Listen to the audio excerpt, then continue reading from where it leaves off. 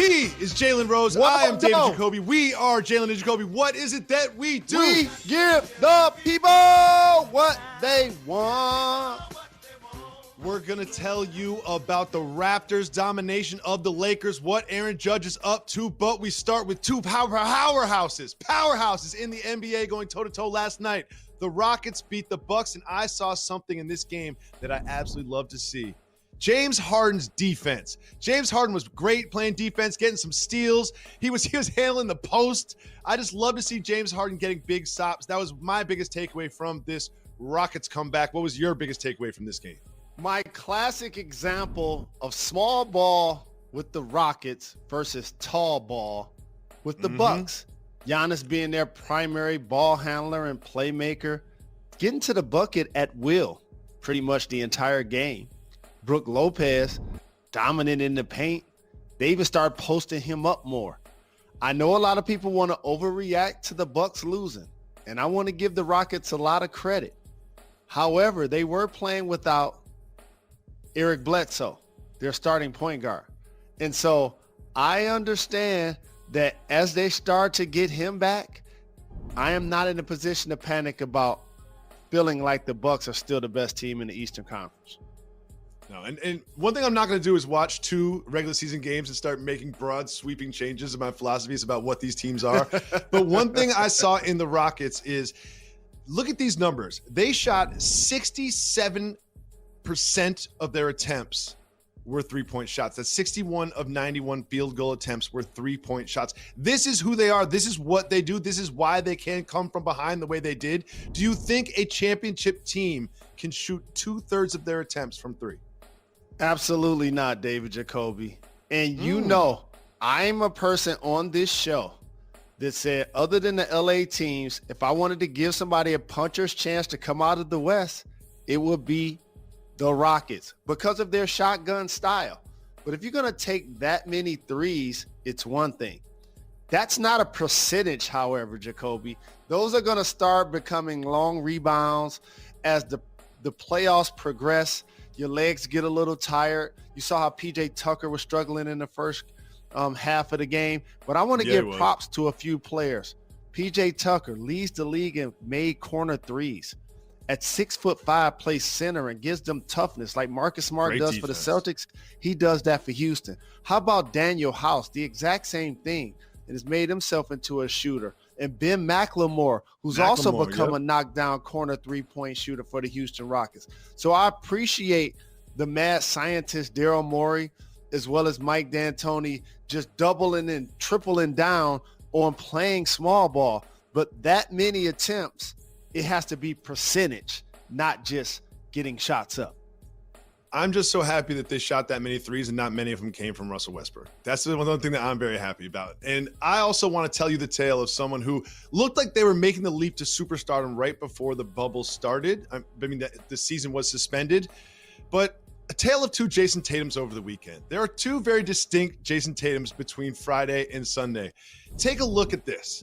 You've got the one on Friday with the hair, 5 points, 2 for 18, gets a haircut, and then goes 11 for 22 in their win over the Blazers. Jalen, was it the haircut that got Tatum right to where he needed to be? You know how important this is to me.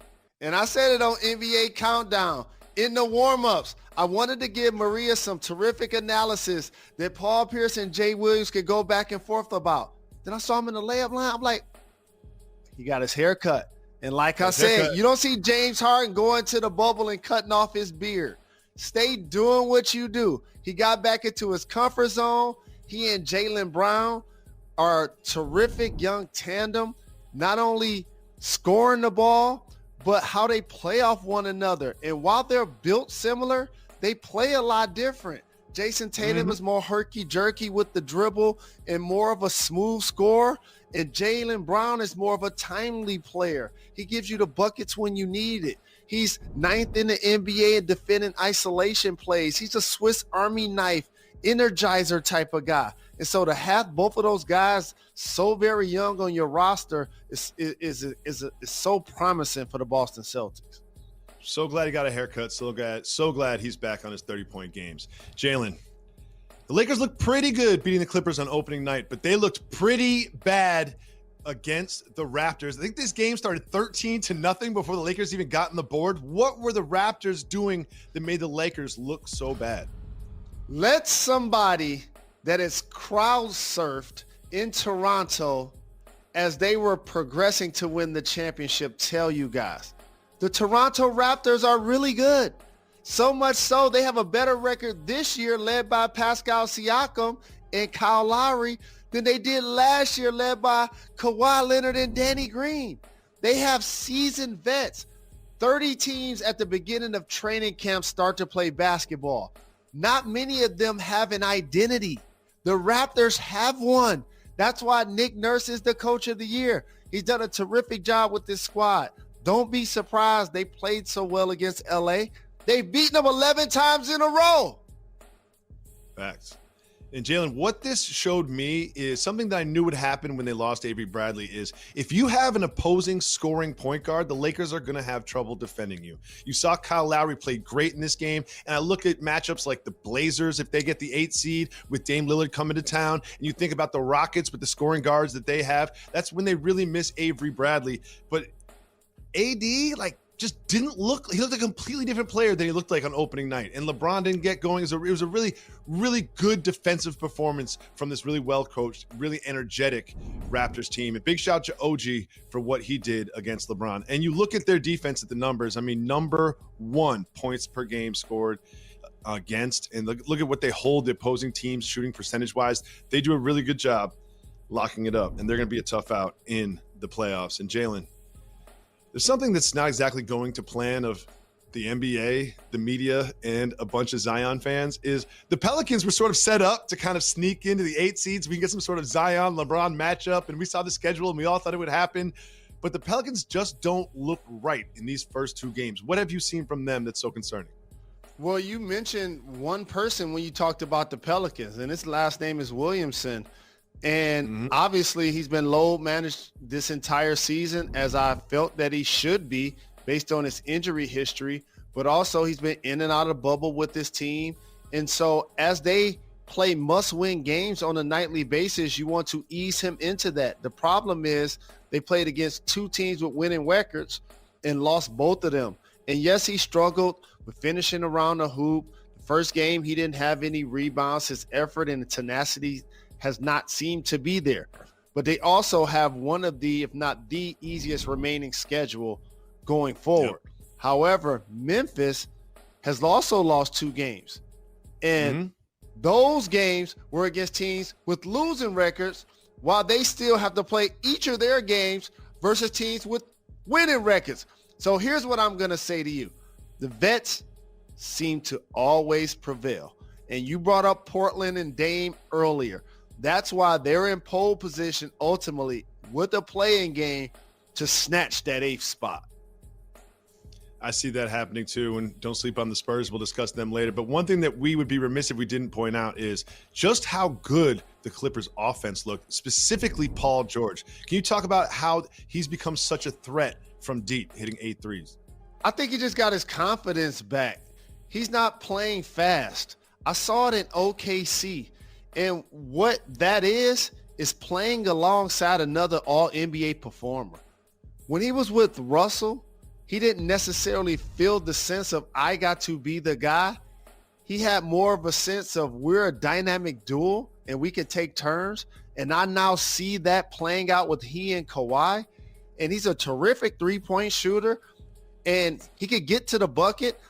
Hopefully as the playoffs approach, he starts to drive even a lot more. And so I told you this when they played against the Lakers. Yeah, they won versus the Clippers, but those 2 guys have been terrific since the Clippers started playing in the bubble. Absolutely. I mean, Paul George just looks like a completely different player this year in the post-bubble than he did last year for the Thunder. He had so many lingering injuries and he had 2 shoulder surgeries, but he looks great. He looks fresh. He looks refreshed. He looks like the old Pacer Paul George. And when you have what he does on defense and what Kawhi does on defense, both of them are 2-way players, and they're going to make it hard for any wing to either defend them or score on them the entire game long, especially because they stagger their minutes from time to time. This Clippers team looks really good. And Jalen, we have an update on something that you are the foremost expert and analyst on, and if we need you to take us behind the curtain.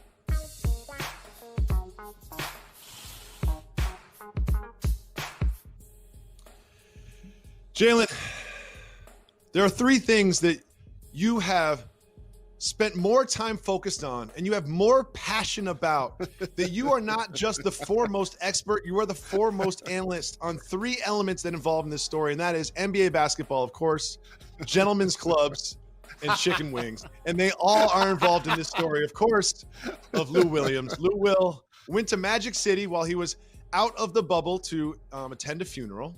Condolences to him and his family. And he was photographed by rapper Jack Harlow. That made it to the internet. That resulted, indirectly or directly, in him having to be quarantined for 10 days. Well, some investigative journalists have done some serious reporting on this. The LA Times spoke with a dancer at Magic City, an establishment that you may or may not have been to once or twice. And the dancer told the Los Angeles Times that he didn't exactly go in and out to get wings, as he characterized it, that she performed socially distanced lap dances for him. Jalen, take us behind the curtain. What do you think happened when Lou Williams went to Magic City while he was on a break from the bubble? Let me get on my Godfather, okay?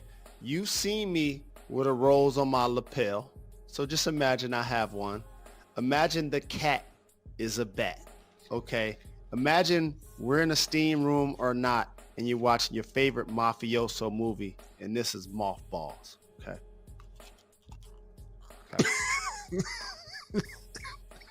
So, Jack Harlow, you in the strip club and you want to take and post a picture, man?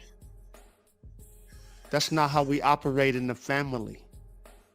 Young lady, you got tipped for your services. You not divulge things that happen in an exotic environment. That's just not what we do. This is a direct violation of the code. You must be summoned to see the Godfather immediately based on your behavior. Free Lou Will. Free Lou Will. Free Lou Will. Jalen, I love you so much. We'll be back right after this. You're watching Jalen. TJ Warren put up over 50 on the Sixers, and Raekwon the chef posted about Jalen's hairline. But we start with the segment that Jalen loves the most because he decides what we discuss. It's time to keep Tang! Woo! Tang! If you want to discuss the topic, say hit the brakes. If not, me and Method Man jump in the minivan and keep it moving. We start with a new rule that the West Coast Conference has put in to encourage the hiring of minority coaches, and it will be called the Russell Rule after Bill Russell. Jalen, your thoughts? Bill Russell is a legend, not only the greatest NBA champion of all time, but a historic humanitarian who I have the privilege of sitting on the shoulders of giants doing this show on a daily basis, as you see him pictured behind me. And for the West Coast Conference, to not only do this for African Americans and underserved communities, but to honor and name it after Bill Russell, a terrific humanitarian, is such a strong voice to now hopefully something that becomes a beacon for change. And I would love to see the Power Five conferences do something similar. Moving on, Jalen, I've got really bad news for the really bad Lions. Hit it, keep moving, or hit the brakes. Hit the brakes. Matthew Stafford has been placed on the reserve/COVID-19 list. Again, I want to make sure that I say into a microphone, we do not know if he tested positive for COVID-19, but nonetheless, it is bad news for the bad Lions. Jalen. Another one bites the dust. We're going 11-5 this year. 11-5. Okay, 11-5 will be the final score of the first not necessarily game. The professional analyst, but don't sleep on Kenny Galladay. I'm just saying. Well, we wish Matthew Stafford the best of health. Moving on, The Rock is now owner of a professional sports league. Dwayne The Rock Johnson is part of a group that bought the XFL for $15 billion. I'm sorry, $15 million, because apparently you can now buy sports leagues for $15 million. Jalen, do you think The Rock can make the XFL successful when we have football again in 2020? You know what, Jacoby? It was one of the times in my adult life where I was proud of the things that I accomplished. Because when I saw The Rock made this purchase, I was like, I could have bought that squad if I wanted to. So it made me feel good. It really did. That was the first thing I was thinking. I was like, wow, you can $15 million will get you like a 2-bedroom on the Upper East Side. It can also get you an entire sports league. You know, a 2-bedroom, 1,000 square feet and 2 bathrooms. Exactly. Yeah. You know that Ice Cube woke up this morning and was like, wait, the XFL sold for $15 million. Like, I'm about to sell the big three. I love the big three. Yeah, I will sell this thing today, because the big three is worth at least $100 million. Moving on, Aaron Judge is doing something. Hit the brakes with the New York Yankees. It has been 13 years until a New York Yankee has hit home runs in not 1, not 2, not 3, not 4, but 5 straight games. Aaron Judge, respect this man and do not pitch to him. Jalen, your thoughts? He on this KRS-One, like you said, not 1, 2, 3, 4, and 5. I appreciate that he's 6'8". And I remember those comparisons a couple of years ago when the Astros were cheating and Altuve won MVP, and we were like, oh my God, comparing those guys standing side by side. And this now reminds me, even a small guy, if he's cheating, can take out the big guy. And that's what Houston was doing, flat out cheating.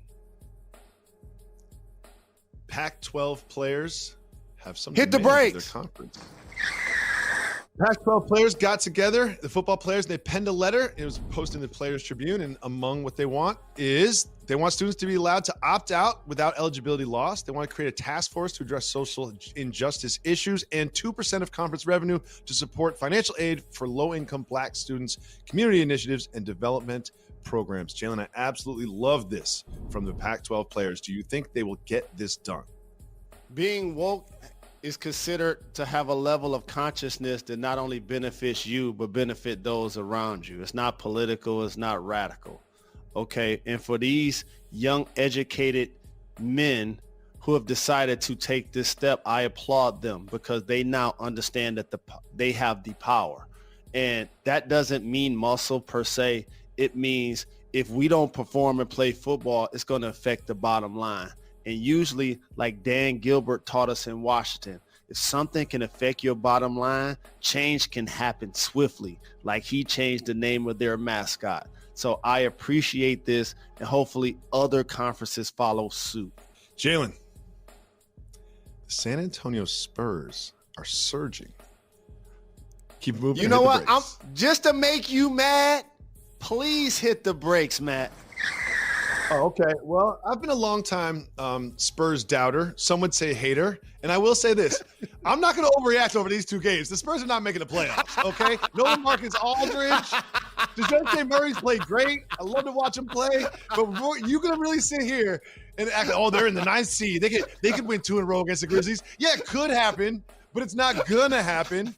Jalen, do you think the Spurs make their way into the playoffs? Go ahead and say it. Go ahead and say it into a microphone. You just think the Spurs style, you love Pop, but you just think the Spurs style of play is so boring because they're not thumping their chest and they're not standing on the table when they win one basketball game. Here's what I'll say to you. When the Rockets attempt 65 threes, the world gets excited. If the Spurs score 200 in the game, you don't even want to put it in the rundown. I wouldn't even notice because I wouldn't be watching it unless they're playing LeBron and the Lakers.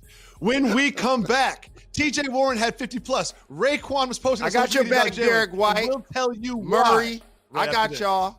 Lonnie Walker. Welcome back to Jalen and Jacoby. Jalen, TJ Warren put on a Pacers uniform and scored 53 points against the Sixers. What is the first thing that comes to mind when I say TJ Warren? That he been getting buckets since he was 2. And the Phoenix Suns traded him for cash considerations. So now we're just going to call him CC Warren moving forward. How about that? I love it so much. And Jalen, there was something that happened over the weekend that's extremely important. It's time for news that matters.